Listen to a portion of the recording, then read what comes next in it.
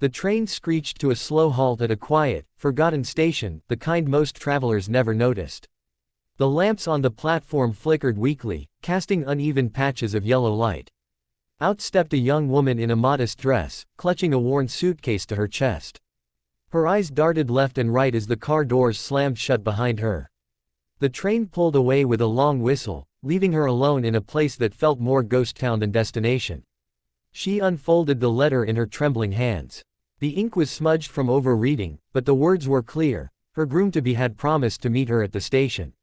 She whispered the town's name under her breath again and again, but her heart dropped when she glanced at the faded wooden sign nailed to the post. It was not the town written in her letter. Her chest tightened with panic. She had traveled for days, leaving behind everything familiar, every trace of her old life. All her hopes were pinned to this one journey, and now she had stepped into the wrong place. The station was eerily silent except for the occasional rustle of wind. There was no man waiting with flowers, no carriage, no sign of welcome. She sat on a wooden bench, her small suitcase by her side, gripping it as if it contained not just her belongings but her fragile dignity. 1,000 questions swirled in her mind. Should she wait for the next train? Could she afford another ticket? What if her groom thought she had abandoned him? But deeper than the fear was the sting of doubt. Was this journey a mistake altogether? Her lips quivered as she whispered a prayer, eyes closed tight. Lord, please don't let me be lost. Show me where I belong. The chill of the night bit into her, but her spirit clung to the sliver of hope that maybe, just maybe, she wasn't as lost as she thought. A little distance from the station, a man walked home slowly along the dirt path. He was tall, his shoulders weary from long days of farm work. Beside him skipped a small girl with pigtails and bright, innocent eyes. Her tiny hand gripped his large calloused one, swinging it playfully. The man's eyes were downcast, his expression quiet and heavy. He had been raising his daughter alone since his wife's passing. Life had grown into a pattern of silence and struggle, tending fields by day, tucking his daughter into bed by night, living without warmth or companionship. His heart had long stopped expecting miracles. But the little girl was different.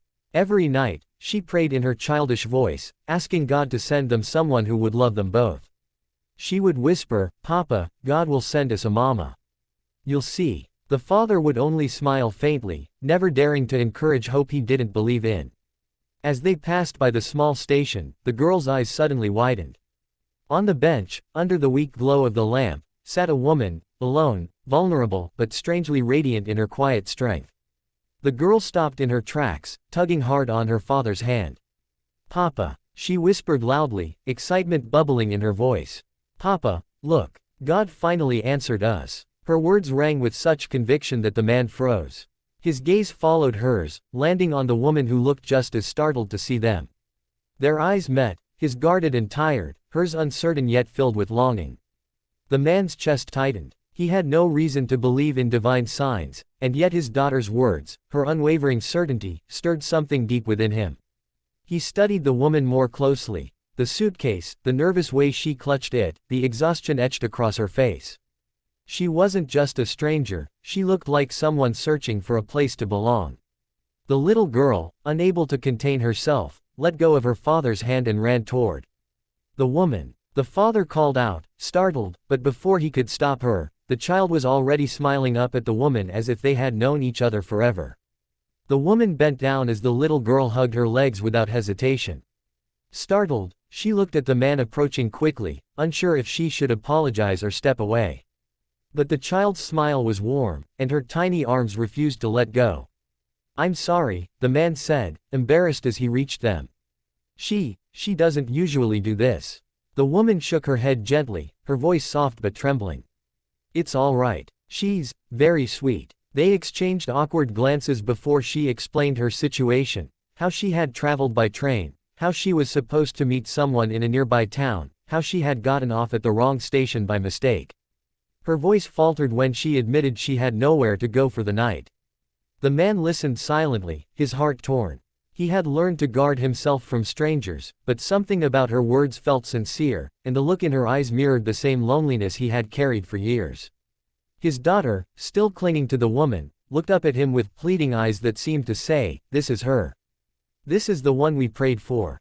The woman's hands tightened around her suitcase as she whispered, "I just wanted to find a place where I'm wanted. Maybe even loved." Her vulnerability disarmed him completely. He felt a lump rise in his throat, emotions he had long buried clawing their way back. For the first time in years, he allowed himself to consider that perhaps fate, or something greater, had stepped into his life at this very moment. Under the dim lantern light of the quiet station, the three of them stood there, a widowed man, a hopeful stranger, and a child whose faith had bridged the two. The woman had gotten off at the wrong station, yet somehow, it felt like she had arrived at the right one after all. The man finally spoke, his voice low but steady. "You can come with us. At least for tonight. You shouldn't be out here alone."